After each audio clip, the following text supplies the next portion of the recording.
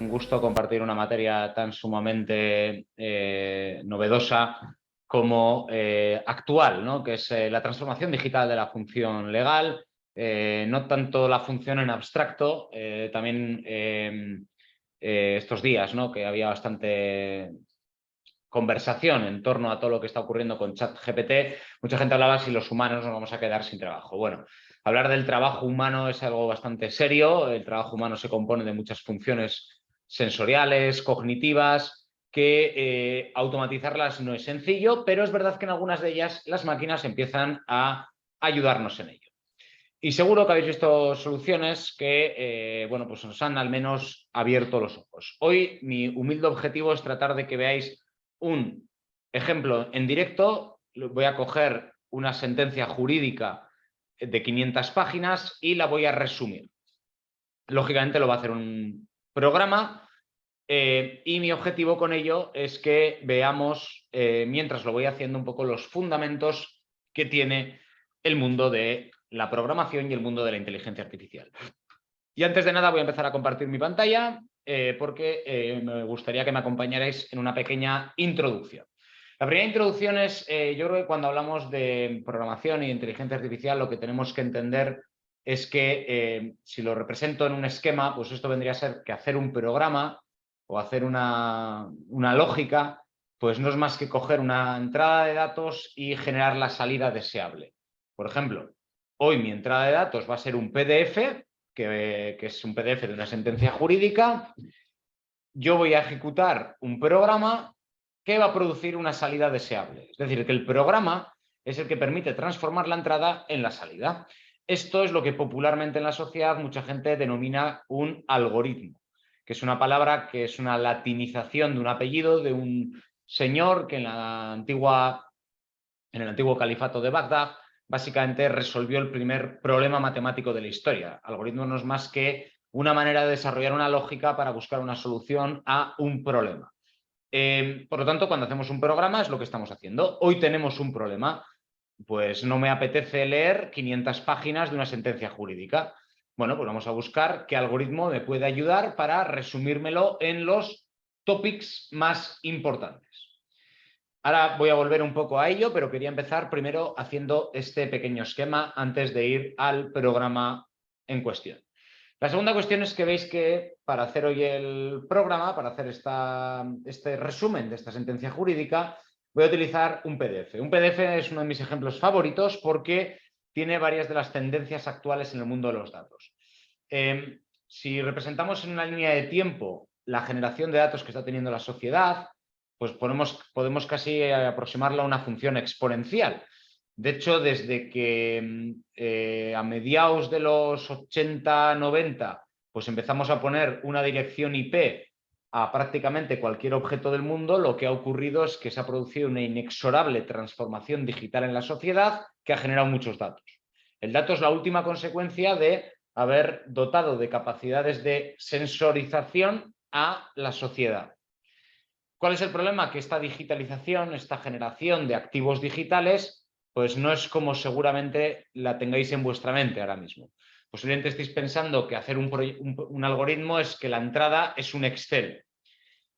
Bueno, un Excel es una abstracción de cómo un ordenador procesa los datos, que es con un formato tabular de filas y columnas, ¿vale? Donde pues vamos expresando una realidad en un formato tabular. Este es el único formato que entiende una computadora moderna para procesar, desde que se inventaron las arquitecturas modernas al final de la Segunda Guerra Mundial. ¿Cuál es el problema? Que evidentemente un PDF no es un Excel. Un PDF es precisamente el ejemplo de libro de lo que está pasando en la sociedad. Los datos estructurados, si esto llamamos un dato estructurado, pues están empezando a ser la excepción en la sociedad. Más o menos han seguido una progresión así. Perdonad que lo estoy pintando a mano alzada. Pues bueno, van creciendo, pero van creciendo a un ritmo pues prácticamente lineal y bastante menos abrupto de lo que está pasando con otros datos, como son los datos sin estructura. Aquí tenemos los datos sin estructura y aquí, para la función jurídica, aparece el dato por antonomasia que creo que de una manera u otra os vais a tener que aproximar en los próximos años si los que estáis aquí, entiendo, tenéis interés en la función jurídica. ¿Por qué? Porque la función jurídica es muy intensa en el texto. Por lo tanto, cuando estamos hablando muchas veces de estos términos como legal tech, como la transformación digital jurídica, etcétera, etcétera, bueno, en el fondo, bueno, pues simplificándolo mucho, pues evidentemente tenéis datos estructurados, pero bajo mi humilde punto de vista, donde aparece gran parte del interés es en el procesamiento de texto. Por eso, con esta pequeña introducción y sabiendo que aproximadamente ya el 90% de los datos del mundo, del conocimiento del mundo, son datos que no tienen estructura, lo que voy a hacer hoy es coger un PDF, de hecho lo voy a coger en internet, en directo, lo voy a traer a un programa y voy a resumirlo, como decía al comienzo. Esto es parte de lo que se puede aprender perfectamente si tenéis los cimientos básicos de lo que es la programación. La programación no es más que una manera de codificar en un ordenador un algoritmo, es decir, un conjunto de pasos a realizar. Yo siempre digo que la función jurídica y la función informática no son tan distintas. La función jurídica codificáis en unas normas una determinada realidad para que sea interpretada por un tercero, léase un juez o un abogado. Bueno, pues un ordenador es lo mismo. Codificamos utilizando un lenguaje distinto, en este caso un lenguaje de programación, para que sea interpretado por un tercero, una máquina, para generar un resultado deseable. La lógica es la misma. Lo que cambia es la sintaxis. Vosotros escribís con lenguaje natural en los idiomas distintos. Nosotros tenemos que escribirlo con la sintaxis que un ordenador es capaz de entender. Pero la lógica es muy parecida. Entonces, antes de avanzar al programa, yo quería bueno, pues que vierais pues, algunos simuladores que han aparecido en los últimos tiempos. Por ejemplo, uno de los más conocidos es Neuroflash, que os pongo ahí el enlace para que lo podáis buscar también en vuestro navegador, ¿vale? Que es una herramienta que permite hacer lo que se llaman inteligencias artificiales generativas. Es decir, yo le doy una pista y empieza a generar algo, ¿vale? Voy a meterle 4 keywords y vamos a ver qué resultado ofrece. Por ejemplo, voy a poner sentencia, futbolistas, fraude, Hacienda, multa, millones, ¿no? Bueno, estoy cogiendo casos así como muy populares en cualquier sociedad, ¿vale? Y le voy a decir, oye, a partir de este texto, genérame algo, ¿no? Entonces, ahí veis que ha generado un texto, ¿vale? Pues con eso que veis ahí, ¿vale? Y escribe, el sentido común dicta que si cometes un delito debes pagar una multa, pero los millonarios esto no siempre es así. A veces puede salirse con la suya y no tener que pagar ni un centavo. Sin embargo, la Hacienda siempre está ahí para recaudar el dinero que se les debe. Bueno, veis que ha estructurado un lenguaje natural a partir de unas determinadas pistas que le voy dando. Esto solo es posible con uno de los dos ejes que tiene actualmente el desarrollo del análisis de texto. ¿Vale? Una de las dos ramas que creemos que es importante que metáis en vuestra vida, que es, en primer lugar, el understanding, el entendimiento del lenguaje natural, y en segundo lugar, el processing o procesamiento del lenguaje natural. En otras palabras, cuando estamos hablando de texto, lo primero que tiene que hacer la máquina es entender, interpretar bien qué es el texto, qué es lo que estamos tratando de decir. Fijaros que ahora la máquina yo le doy unas pocas palabras, ha entendido el propósito de lo que yo quiero hacer y encima incluso he sido capaz de generar un texto que tenga sentido.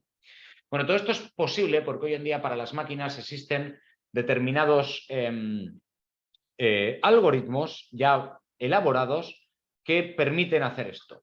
¿Por qué? Porque la programación que tenemos hoy en el siglo XXI pues dista un poco de la programación que aprendí yo en la carrera.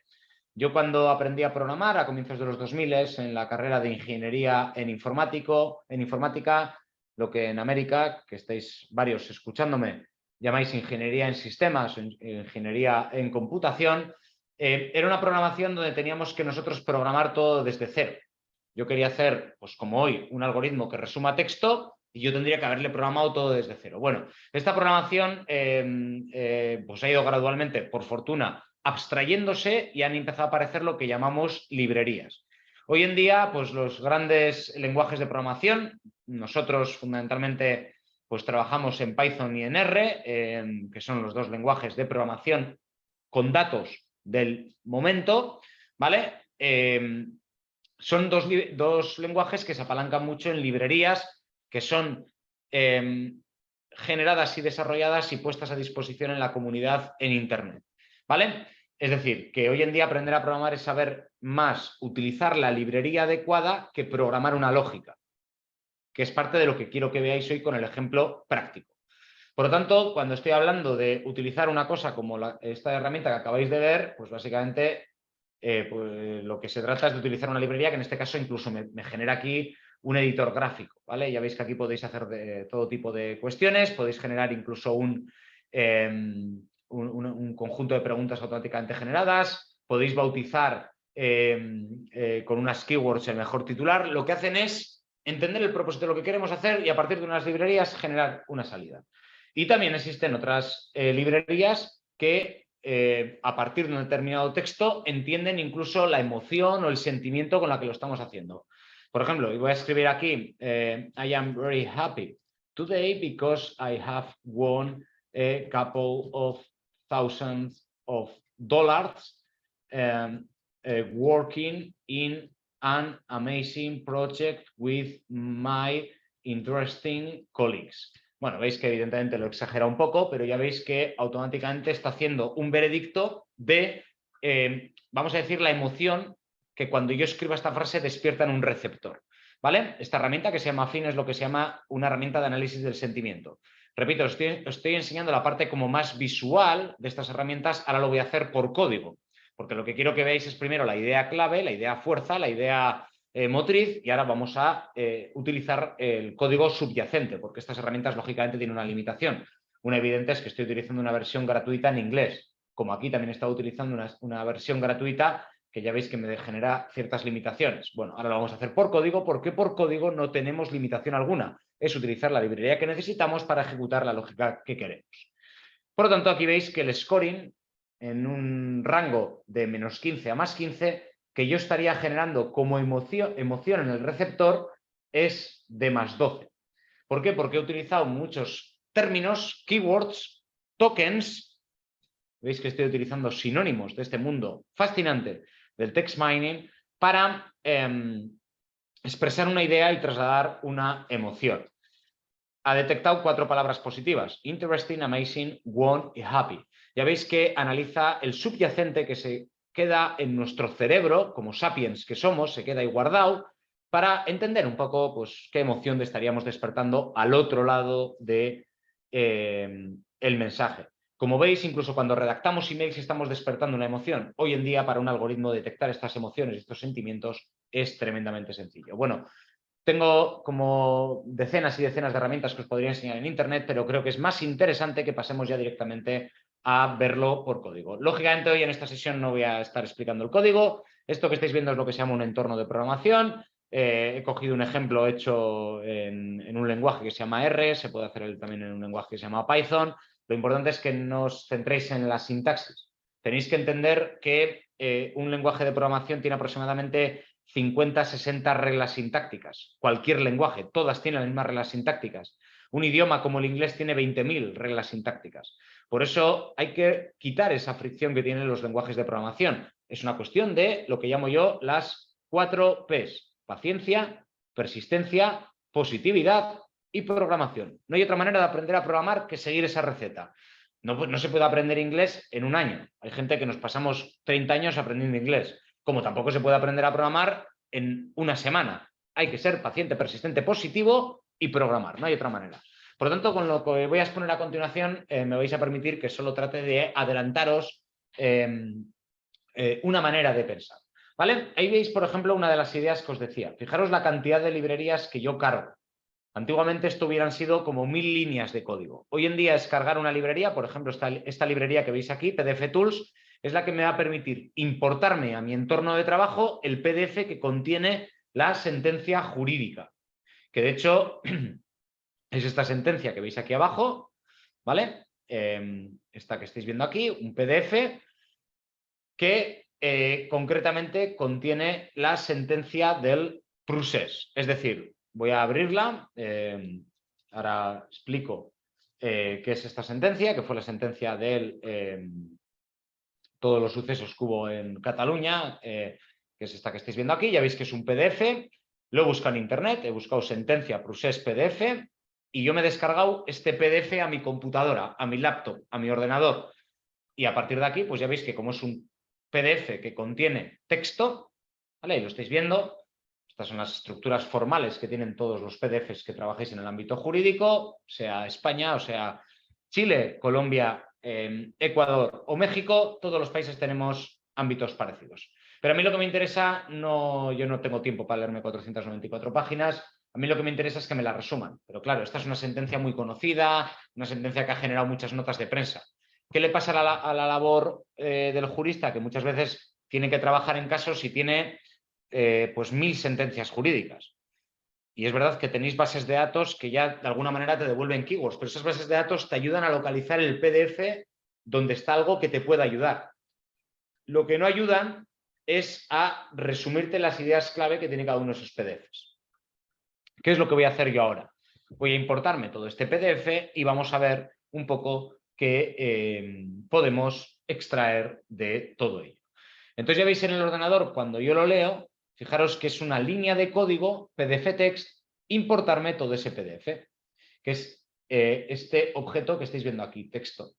Lo que ha hecho es estructurar en 493 páginas, esas 493 páginas, y ahí lo estáis viendo, ¿vale? Si yo imprimo este objeto, os voy a enseñar lo que ha interpretado el ordenador, que es este valor. Ya veis que además le he hecho una limpieza de texto. Le he quitado palabras que no me aportan nada para el análisis. ¿Qué palabras no me aportan nada para el análisis? Pues, por ejemplo, boletín oficial del Estado, legislación consolidada, artículo, ley. Es decir, estoy limpiando el texto que no me aporta, porque al final, antes de aplicar esos algoritmos, prefiero eso. Prefiero dejarlo limpito. Ahí estáis viendo lo que ha entendido la máquina. Ya veis que ha importado en una línea de código un PDF. A partir de aquí, ¿qué tengo que hacer? Hemos dicho anteriormente que una máquina, un ordenador para extraer patrones, solo entiende de matrices. Que esta es una frase que digo muchísimo en los cursos de programación para que se entienda por qué, por ejemplo, en las carreras de informática estudiamos tanta álgebra. Porque al final tenemos que entender que un ordenador, y por eso es importante también que entendáis qué es un ordenador, porque cuanto más entendéis al ordenador, mejor vais a aprender a programar, es básicamente procesar matrices de datos. ¿Por qué? Porque la memoria donde se expresa un conjunto de datos es como si fuera una matriz de millones y millones y millones de filas y millones y millones y millones de columnas. Cuando estáis trabajando con un Excel en vuestro ordenador, lo que estáis trabajando es con una representación de una parte de vuestra memoria RAM donde estáis expresando una realidad. Claro, yo os acabo de decir que ahora lo que tengo que hacer es expresar texto. ¿Qué tengo que hacer? Bueno, pues seguramente poner en cada fila una frase. De tal manera que si yo digo, por ejemplo, la frase, yo soy un informático de Bilbao, ¿vale? ¿Qué hace el ordenador? Cada uno de los términos que describen la semántica de lo que yo estoy diciendo genera una columna. Y este sería el mensaje 1 y pondría 1, 1, 1. Supóngase la segunda frase que dice, en la sentencia del procés hubo muchos detenidos. Pues sería aquí poner haber detenidos y por lo tanto generaría 0, 0, porque en esa frase yo no digo nada, 1, 1, 0, 0. Veis que al final se trata de ir rellenando esto como si fuera una matriz de unos y ceros, donde yo voy poniendo un 1 si aparece esa palabra en esa fila. Claro, ¿qué va haciendo el ordenador? Pues cuando empieza a ver esto, por ejemplo, empieza a ver patrones. Dice, mira, parece que hay muchos mensajes que hablan de la profesión de la persona y el lugar del origen de esa persona. Por lo tanto, al final un ordenador se convierte en una máquina de detectar patrones de unos y ceros a partir de una representación estructurada de esa información. ¿Qué es lo siguiente que hago aquí? ¿Vale? Nuevamente, fijaros que es una línea de código, repito, que la programación hoy en día es mucho más abstracta de lo que era hace 15, 10, 15, 12, 14 años. Y por lo tanto le estoy diciendo, oye, mira, devuélveme de todo este texto cuáles son tus frases. Que es una manera de decirle al ordenador, oye, dime pues, unidades semánticas mínimas para estructurar frase a frase todo lo que tú contengas. ¿Por qué estructurarlo frase a frase? Porque al final el ordenador, como hemos dicho, va a ir sacando patrones en filas. Por lo tanto, es importante que cada fila sea una frase, que cada fila sea una unidad semántica de contenido mínimo. ¿Vale? Por lo tanto, hecho esto, ahora lo que voy a hacer es aplicar hasta un total de 4 algoritmos. Ya veis que lo primero que tenemos que hacer en un ejercicio de programación es lo que popularmente llamamos la estructuración del dato. ¿Vale? La estructuración del dato, que ya veis que es pura álgebra, de primero de cualquier prácticamente carrera de cualquier universidad, donde tenemos o bien vectores, que son filas, o bien matrices, que son filas y columnas, o bien celdas, un número, 17. ¿Vale? Por lo tanto, ya veis que al final jugar con la programación es aprender a estructurar la información. Paso número 1. Estructurada la información, vamos al paso número 2. Una vez que el ordenador ya entiende la información que tiene, ya está estructurada. Antiguamente esto había que hacerlo a mano, repito que hoy en día es una línea de código de una librería. Hoy posiblemente todos os suene un poco pues, distante, pero creedme que esto es paciencia, persistencia y positividad. ¿Vale? Todo se resuelve. Lo bueno que tiene una máquina es que todo es resoluble. Esa es la potencia que tiene. Pero si somos pacientes. Por lo tanto, una vez estructurada, vamos al análisis. Y el análisis, hoy que estoy aquí haciendo pues, un pequeño ejercicio, me vais a permitir que haga 4 modelos sencillos. Voy a hacer en primer lugar una Keyword Cloud, que es un modelo pues, muy sencillo, que podéis hacer con muchas herramientas gratuitas en Internet, que analiza palabra de una en una. Cuenta la frecuencia de las palabras. Ojo, con una excepción de esta estructuración a este análisis hay que quitar lo que se llaman las stop words. Las stop words son esas columnas donde hay términos que no aportan semántica, no aportan significado. ¿Cuáles son esas? Las preposiciones, los determinantes, los artículos. Es decir, si yo digo la frase, a mí me gusta el ceviche de Perú, en esa frase, a mí las columnas importantes son ceviche, gustar, Perú. Todo lo demás son palabras que adornan la frase para poder ser verbalmente relatada por la persona, que es lo que se llama las stop words. ¿Vale? Pero esa retirada de esos stop words, bueno, pues es un paso para que el análisis sea más eficiente. ¿Por qué? Porque el algoritmo va a aprender mejor una vez que hemos preparado esas columnas para dejarlo con el núcleo de aquello donde hay semántica, donde hay mensaje, donde hay contenido. Y por lo tanto, los algoritmos son más o menos eficientes en su aprendizaje en función de la calidad con la que están esos algoritmos. Por lo tanto, como decía, el primero es muy sencillo, va a contar palabras. El segundo ya va a ser un poco más complejo, que va a ser un bigrama de tokens, es decir, vamos a analizar palabras de 2 en 2, buscando lo que en el idioma español, ojo a este comentario porque no todos los idiomas son iguales, pero en el idioma español, que es el idioma que estoy utilizando para esta intervención, aproximadamente el 90% de los significados mínimos se construyen con tokens de 2 en 2. Por ejemplo, gustar, vino, ir, Madrid, atender, videoconferencia, gustar, brain and code. Es decir, con 2 tokens yo narro la idea que quiero trasladar. Esto no ocurre con otros idiomas, especialmente las que tienen muchas más variantes declinativas, como puede ser, por ejemplo, los idiomas eslavos del este de Europa. Son idiomas donde esas declinaciones llevan a que necesitemos tokens de 3 en 3, lo que en el español sería las perífrasis verbales. Por ejemplo, hay que ir. Ahí necesito los 3 tokens para expresar la idea de ese imperativo de acudir a un sitio. ¿Vale? Por lo tanto, ya estáis viendo que, bueno, pues cada uno de estos algoritmos tiene sus limitaciones dependiendo de lo que yo busque. ¿Cuál es el tercero? Bueno, pues quizás mi favorito, un modelo que yo trabajé muchísimo en mi tesis doctoral, porque es un modelo que me ayuda muchísimo, que es precisamente el que da sentido al ejercicio que voy a hacer ahora, que es resumir en los temas, topics más relevantes, un gran cuerpo de texto. ¿Vale? El Cluster o Topic Model es un modelo que permite coger un gran corpus en este caso de texto, y dejar sus temas más relevantes. Este es un análisis que coge tokens de n en n. Es decir, ya no es de dos en dos. En este caso es agarrar todas las palabras que tú necesites, que estés viendo que se suelen juntar. Fijaros la frase que acabo de decir, que estés viendo que se suelen juntar. Es decir, que tengan patrones de unos y ceros similares. Si yo veo que estas palabras suelen aparecer juntas, eso conforma un tema. Por lo tanto, el algoritmo de repente encuentra una manera de decirme qué temas son los que componen una sentencia, un libro o, por ejemplo, los softwares de detección de plagios. Los softwares de detección de plagios son muy buenos, son muy eficientes. A ver, que todos hemos plagiado alguna cosa, o todos hemos copiado, o mejor dicho, todos nos hemos inspirado en otros textos para escribir algo.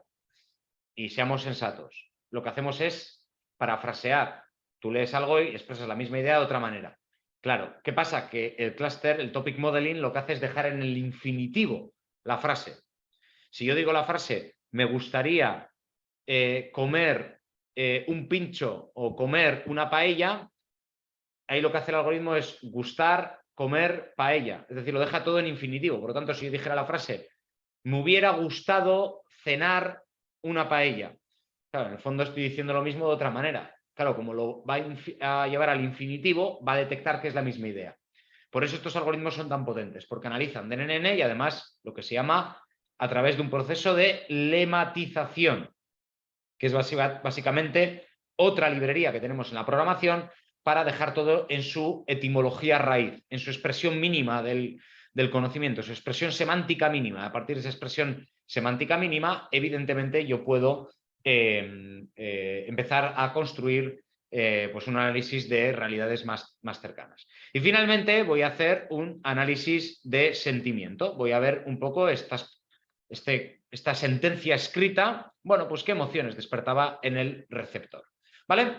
Bueno, voy a ir ejecutando algunas cosas. Ya veis que aquí lo que le estoy diciendo es que me genere una matriz a partir de todas esas palabras. Esa matriz es lo que decía anteriormente, esas filas y columnas con todas las palabras, y le voy a hacer el primer modelo. El que he dicho, vamos a hacer una nube de palabras, ¿vale? Fijaros que aquí lo que está haciendo la máquina, mi ordenador, es ha encontrado 6.968 filas, frases en este PDF. Fijaros que ejecutando estas 4 líneas de código ha encontrado 6.698 filas y 13.366 columnas. Y ahí estáis viendo que hace una nube de palabras poniendo en el centro las palabras más citadas y poniendo alrededor las menos citadas.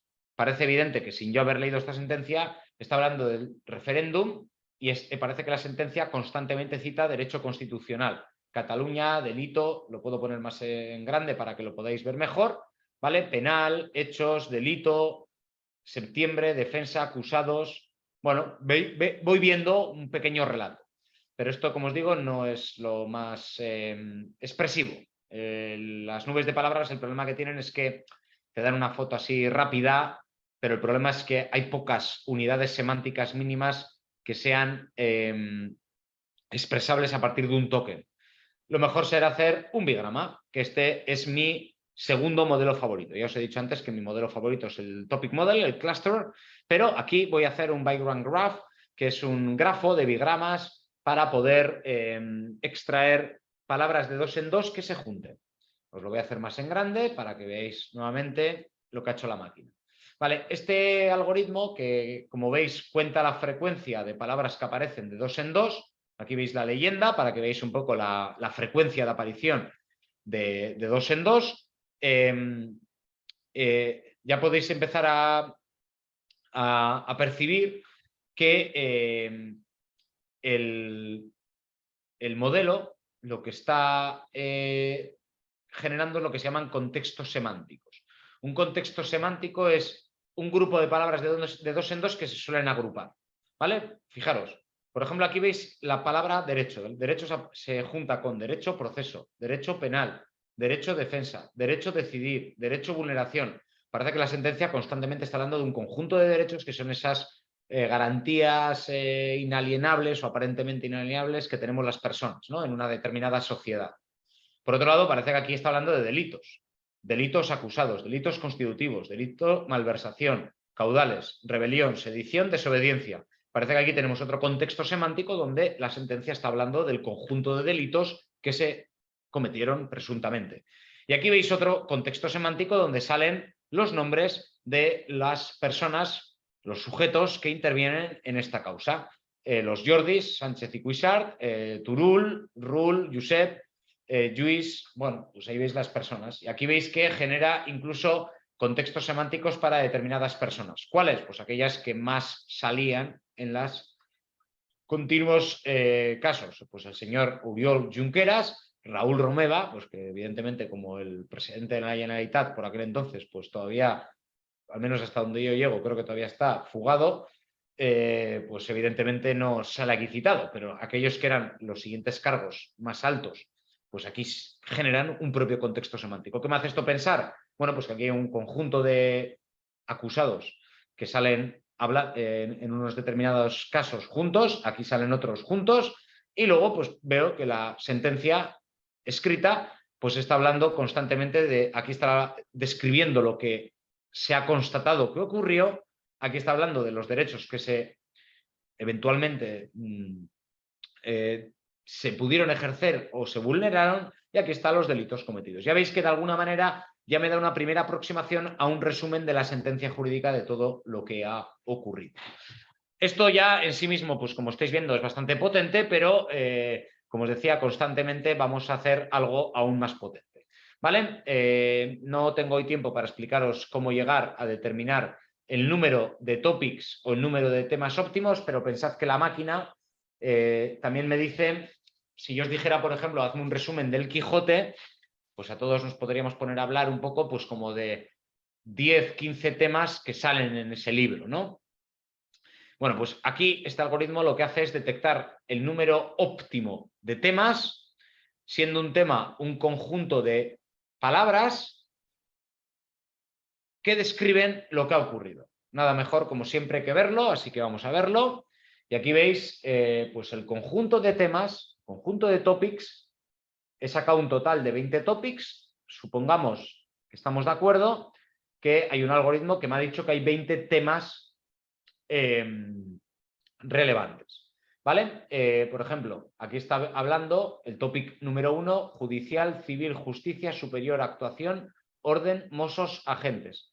Diría que un tema que resume lo que contiene la sentencia, pues son pues, la aparente actuación que pudieron hacer estos agentes del orden, pues siguiendo más órdenes políticas más que judiciales. Evidentemente estoy apelando a lo que luego todos hemos sabido.